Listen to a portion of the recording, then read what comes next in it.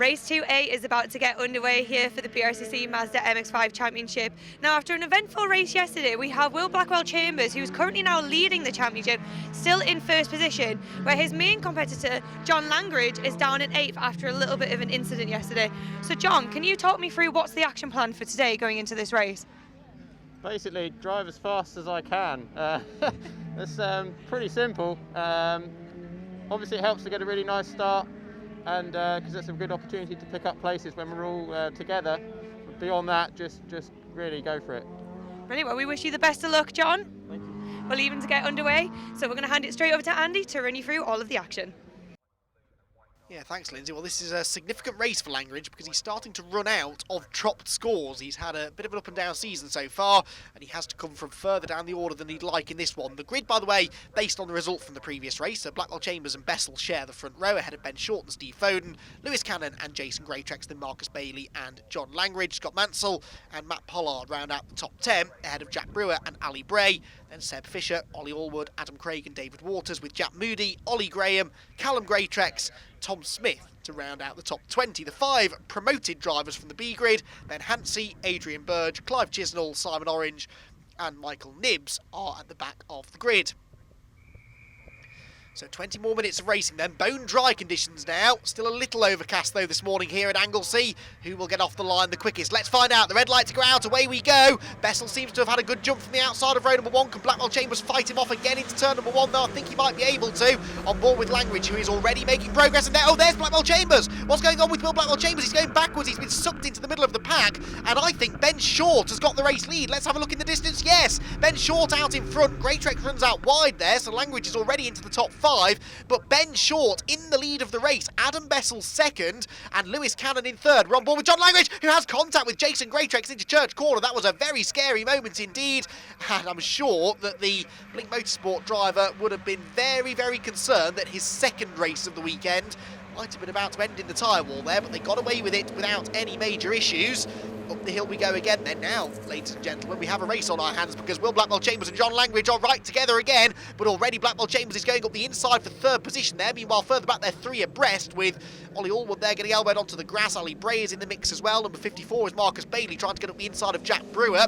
It is all going on in the midfield, as is often the case in the Mazda MX-5 Championship. This is why we love this championship. It's such a great value for money, not only for the drivers, who thoroughly enjoy the racing, but us as well, as spectators, whether trackside or at home. The racing is brilliant to watch up and down the field. We're on board here with number 74, which is Clive Chisnall, one of the drivers who finished in the top 5 in race 1B, so he gets promoted into the A grid, and that is Scott Mansell up the inside of Steve Foden, who in turn trying to go up the inside of Jason Greatrex, who I think had no idea that he was about to get overtaken by 2 cars in one there. Jack Brewer is the yellow and red car, also tried to join in the fun. It's all getting a bit physical on this opening lap. Ben Short trying to escape it all out in front with Bessel, Blackwell-Chambers, Cannon and Langridge the order in the top 5. And then this is the fight for 6th, with somehow Scott Mansell still in 6th place ahead of Jason Greatrex 7th. And Steve Foden argued with a big loser on this first lap from 4th down to 8th within the first couple of miles of racing. So across the line they go.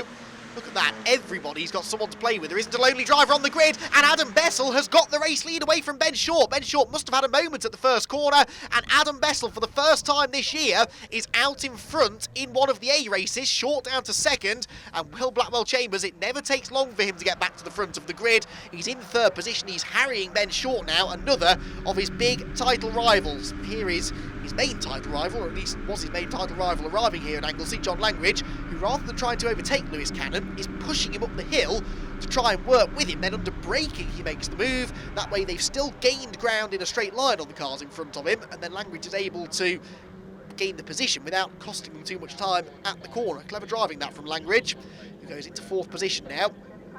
So arguably the 3 drivers who are becoming the title contenders now, Short, Blackwell-Chambers and Langridge, are 2nd, 3rd and 4th in that order. They're not in that order in the championship standings, but it's so close that every position between the 3 of them will start to count more and more now as we get into the second half of the season.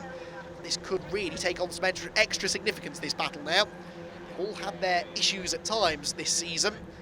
In fact, you could argue they've all had their issues at some points this weekend, with Ben Short's bad qualifying effort and John Langridge's off in race 1, but Blackwell-Chambers, who came out on top in the first race, is now into second position again. That was a lovely move up the inside of Ben Short, who is weaving around, anxious to try and fight straight back if he can.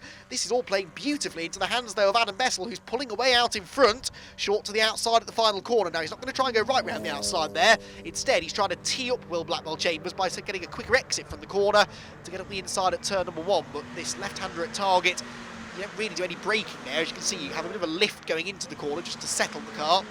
But no real slowing down is done, so it's not really a great overtake opportunity. The banking is, though, and John Langridge takes full advantage of that, dives up the inside of Ben Short, moves into third position. So already lots more overtaking in this race than we saw yesterday. The drier conditions certainly freeing the drivers up to use a bit more of the racetrack and use a bit more speed as well to execute these overtakes. So this is turning into a proper Mazda MX-5 race, this, with lots of overtaking. With the championship situation now starting to develop between these three drivers, it all takes on that extra bit of significance, doesn't it? On the brakes into the rocket complex they come. Adam Bessel, in fairness, he's not really escaping out in front either, so I don't think it'll be long before he has Blackwell Chambers on his tail, and Will is likely to bring with him his playmates John Langridge and Ben Short, and Lewis Cannon as well, who I continue to be impressed with this weekend. Lewis is really doing a strong job here at Anglesey. He's running solidly inside the top 5 again in this race. Down the hill, well, I said that it wouldn't be long before Blackwell Chambers caught Adam Bessel. It took him, what, 3 corners, and he's already right onto the tail now of the race-leading number 4 car, so Adam Bessel is now going to have to get his defensive hat on. He's tried to make a break, he's tried to pull away. That's easier said than done in this championship, as he has just found out. And now, he's going to have to watch his mirrors to try and keep Will Blackwell Chambers at bay. Out of the hairpin, down the hill again towards the final turn. Further back, look, Steve Foden there, the black and gold car going up the inside of Jason Greatrex. That's for 7th position. And he should be able to make that one stick under braking into the corner. Leaders, though, starting now to settle into a bit of a rhythm now. We're into the middle portion of this second race of the weekend for the Mazda MX-5 Championship. Still, it's one long train of Mazdas, though, isn't it? There's never much separation in an MX-5 grid. Now with Clive Chisnall. Through the first corner we go. Very, very quick left-hander Clive Chisnall, another of the one of the BC Motorsport cars, the Brian Chandler run squad. We've seen Brian go well in this championship in the past and in Mark 3s more recently as well. But Chisnall not really quite close enough to make an overtake on that occasion through the banking. Further up the road though, Matt Pollard is. He's pulling alongside Seb Fisher there as they go up the back straight. And Brady is Ali Bray with Adam Craig behind him. Now Ali lost some ground towards the end of the previous race. He was running solidly inside the top 10 and ended up finishing 13th, so not quite sure where he lost that ground, but he'll be disappointed to have done so. Meanwhile, this has trouble written all over it. Matt Pollard is the AB Motorsport car on the inside of the silver and purple number 81 of Seb Fisher. Pollard is finally going to make that move stick, but he was on the grass coming through Rocket to try and get it done. Towards the final sector again, though. In this, you can see the dirt on the side of Matt Pollard's car. So he's been on the grass on more than one occasion, and we can add to that list Ali Bray and Adam Craig, to those who have been grass tracking at one point or another in this race. It wasn't a great exit from the corner as a result there for Pollard, and so Fisher tries to attack through the hairpin. Can't do it though. Back down the hill again. To the braking zone at the final turn. Jason Greatrex, and look at the state of the front of Ollie Allwood's car there. He's really been in the dirt, or perhaps more to the point, the car in front of him has. Kicked up the dirt into his face. Bray clambering the curb at the final turn to try and get past Adam Craig. In turn runs over the curb and the grass on the exit of the corner. Fascinating racing this in the midfield. Drivers who don't really have a championship to worry about. They're just out there to get the best results possible. Ali Bray up the inside of Adam Craig. That's a brave move. Are they going to lean on each other? Not quite. Just about keeping it clean now. The outside line through the hairpin sometimes gives you better momentum down this short straight towards Church, and that's exactly the case for Adam Craig, and he is able to keep Ali Bray behind him. How much longer Bray looking racy at this stage? Of course, with the conditions being so much clearer now, as in that they are fully dry. They're not sort of half and half. I'll get back to that point in a moment though, because there's been an issue there for Scott Mansell, who has locked up and been wide at the top of the hill. And Lewis Cannon has lost some ground as well. He's now behind Steve Foden, and Jason Greytrex alongside him there. Jack Brewer trying to go around the outside of the recovering Scott Mansell, so there's been some real shuffling of the order here towards the top 10. Brewer still trying to fight alongside as they're going towards the corkscrew. Look at this going on a little bit further back. Rather than gaining ground, Ali Bray has just lost a place to Tom Smith, former B-race winner this year. Tom qualified in the A group though this weekend, and he stayed there in race 1, looks set to do the same again in race 2. Back to my point I was making about setup, by the way. Now that it is fully dry rather than drying, oh never mind, I'll get interrupted again by Mazdas running into each other. Number 544, Jack Moody, gets elbowed rather unceremoniously out of the way by Ali Bray there, who was coming in very, very hot indeed, only just got the car stopped. And I will get this point out about setup. It's not particularly interesting, but I'm determined to get it out now. Now that it's fully dry and not drying, that means that everyone will be running, we have to assume, the same sort of setup. Whereas in race 1, we saw some drivers struggling that we were a bit surprised to see struggling. And that was more than likely simply because they'd gone for a wet setup and it started to dry. We heard Ben Short say that. Mind you, he wasn't really struggling, was he? All race long, he was gaining ground, ending up on the podium from 10th on the grid. So down the school straight then go the top 4 cars that are now nose to tail. John Langridge very much latched onto the tail of the 3 in front. Adam Bessel attacking for the race, or defending, sorry, his race lead, with Blackwell Chambers, Langridge and Ben Short in that order behind him. But Adam Bessel starting to really feel the heat now, I think. Looks a bit as if there's maybe been a bit of damage done to the back bumper of the number 4 car as well. It's a bit skew-whiff, so he's, yeah, there you can see it's definitely been a bit of a nerf. Whether that was in this race or not, I'm not entirely sure, but given how close Will Blackwell Chambers is circulating to the back of the race-leading car, you wouldn't bet against the fact that maybe they've had a bit of paint traded in this one. No malice involved in that, but you're racing so close together for such a long period of time in this championship that maybe the odd little nudge is almost inevitable. What's also inevitable, I think, is that Will Blackwell Chambers is going to have a go up the inside at the hairpin, and Adam Bessel moved across sensibly to cover it. Now this will slow them both down on the exit of the corner, and John Langridge will hope to take advantage on the run towards the final corner. I don't think he's going to be able to do it. They're still single file. Ben Short keeping a watching brief in 4th. Doesn't look like he is particularly about to challenge for a podium place. Final turn, back onto the pit straight again, and the difficulty here for Blackwell Chambers and Langridge in particular is that they're attacking and defending at the same time. They have to be careful. Blackwell Chambers would love nothing more than to set out on an all-out assault for the race lead, but he knows that if he goes for a move that doesn't work, it will cost him a couple of positions to a couple of his big championship rivals. He's up the inside now, though, towards Church Corner. He's still got his nose in the door. Can he keep it there into the turn? Yes, he can. Adam Bessel can't really turn in. They're running side by side through the fastest corner on the track. But again, the outside line gives better momentum onto the straight, so Bessel hangs on. And actually, it's Blackwell Chambers under pressure now as they head towards Rocket, because John Langridge is alongside him. The inside here becomes the outside line at the braking zone, but there's no one in front of Langridge. He can brake as late as he dares, and he does so, goes right round the outside of Blackwell Chambers, gets the inside line for the next part of the Rocket complex, and John Langridge is into 2nd position. That was a really, really nice move there. Read the situation in front of him really well. Ben Short tries to now join in the fun as well. Gets up the inside of Blackwell Chambers through Peel, and Will knew he was beaten there, and didn't try and fight that one too hard. So, new order, Bessel still leading, but Langridge 2nd now, Short 3rd. And Blackwell Chambers now, the man at the back of the group, under no pressure from behind, but with the most positions to gain now.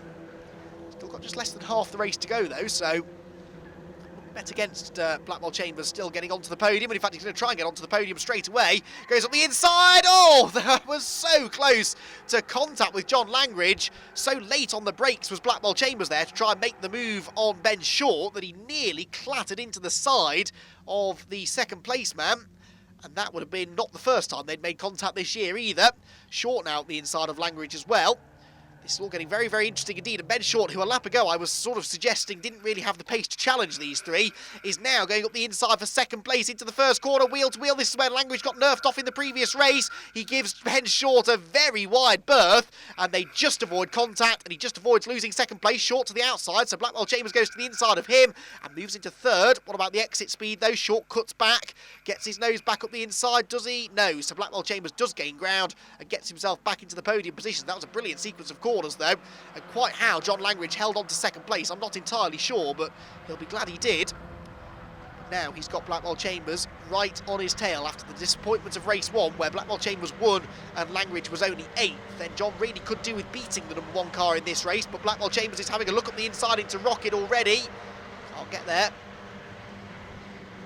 So still Langridge hanging on through the second part of Rocket. Then the sprint towards Peel Corner, Langridge a bit sideways, runs wide, Blackwell Chambers sees another opportunity to get alongside, and this time it is to the inside at Peel Corner, and he's going through, and he might bring Ben Short with him as well. Langridge will have the inside for the next corner at least, but Blackwell Chambers, that was really good stuff. A lap ago, he was well off the podium, and now he's back into second place. Ben Short looking up the inside there, and was there contact? Either way, Langridge got sideways, and Ben Short nearly had a chance to get back alongside again.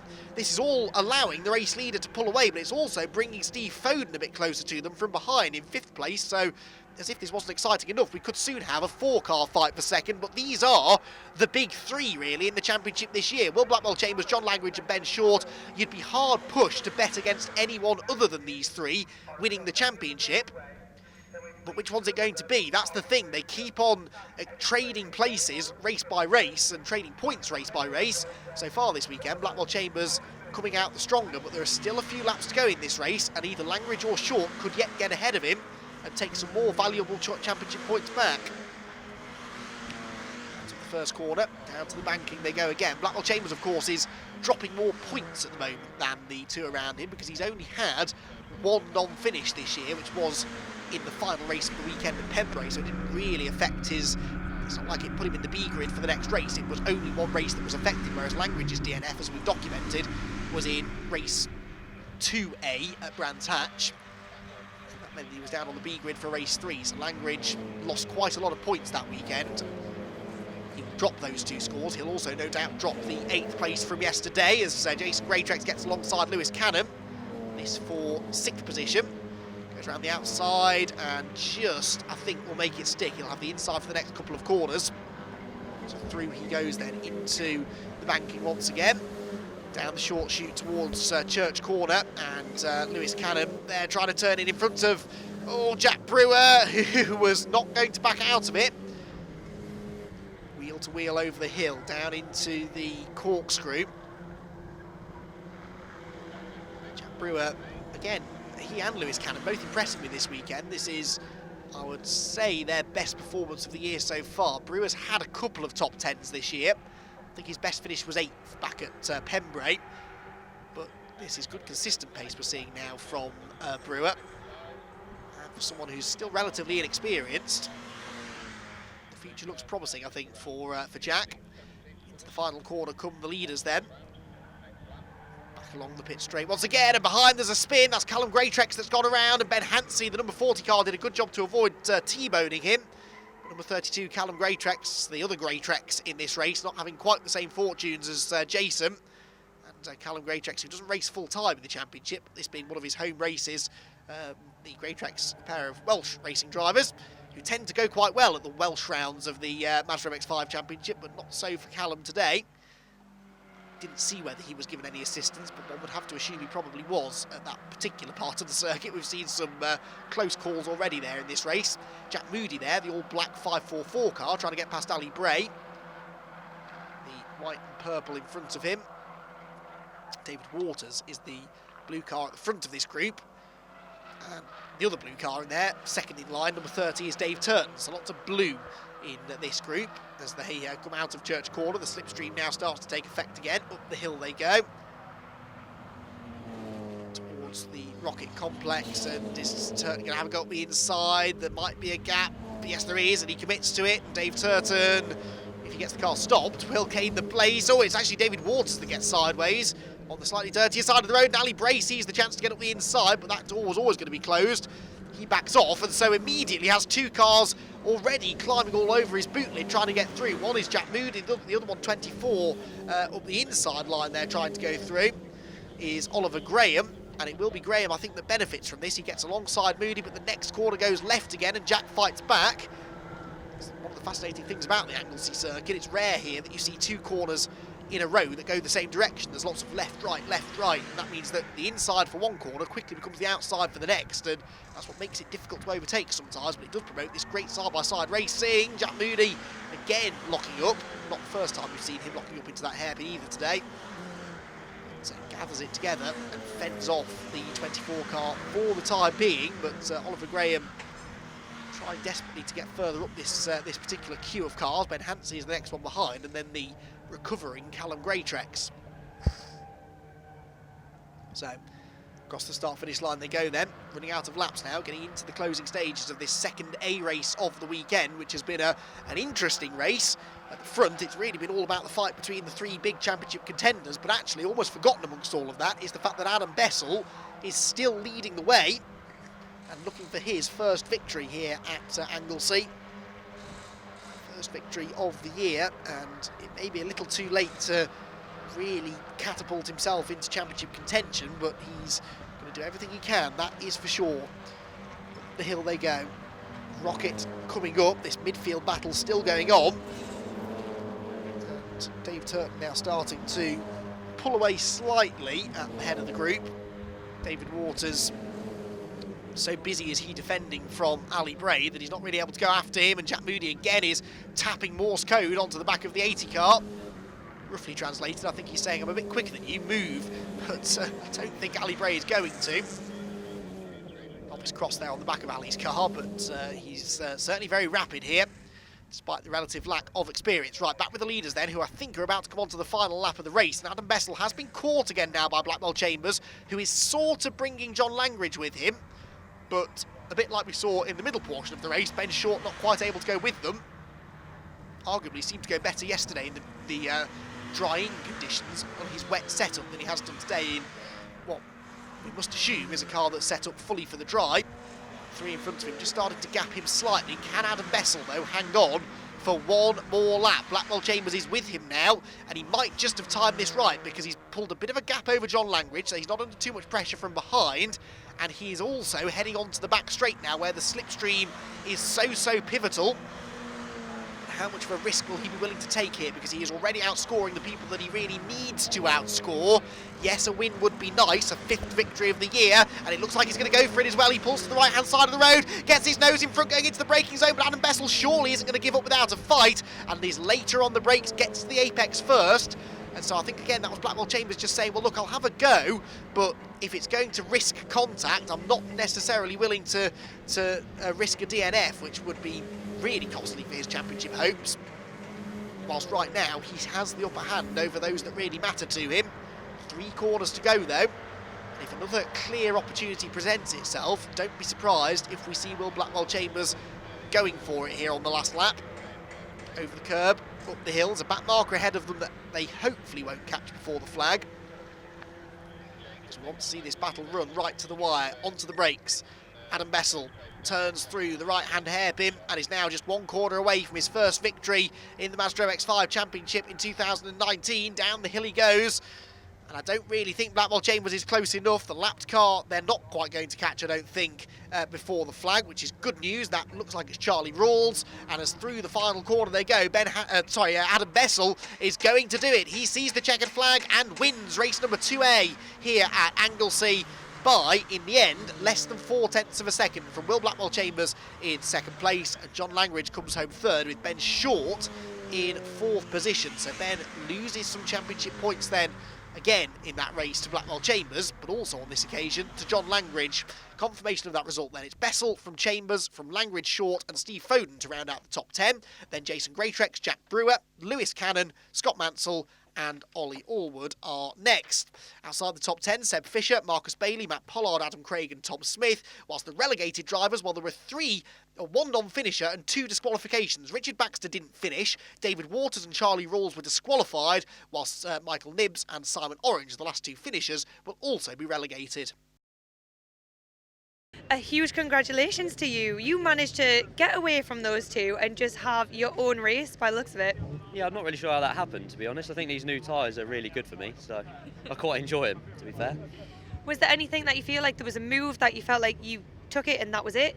No, I just got when I got behind Ben at the lead. I just knew I was quicker than Ben, so I just had to get past Ben, and then I think he held them up for a bit, and then I managed to just get a bit of a gap. So I was quite lucky, really. Will, big congratulations. Please talk me through that battle that was going on. No, it was a fun one, that one. It's really good to see my teammate Adam get a win. It's his first win in the championship, I believe, so it's really nice to see two MC cars at the top of the podium. But I made him work for it. I think I was a bit quicker and I had an opportunity once or twice, but I played nice, and then he didn't give me as much space as I was hoping when I went for a move, which then slipped. The consequence of that was a slip back to 4th place. So then it was a bit of a recovery drive from there to get back into the podium, and yeah, really happy with the 2nd place overall. Was closing down Adam in the end, but didn't quite have enough time to get past him. Massive congratulations to you, John. How did you manage to go from 8th to 3rd? There was a lot of commotion at the start, which really helped out. I think Will made a bit of a bad one, so that spread the cars all over the place when I managed to take advantage of that. And then I was running in 4th quite nicely, and Adam made a mistake at turn 2, which closed me, Will and Ben up quite nicely, and we had a good battle for a few laps, which gave Adam a nice gap. And yeah, congratulations to him. He drove very well.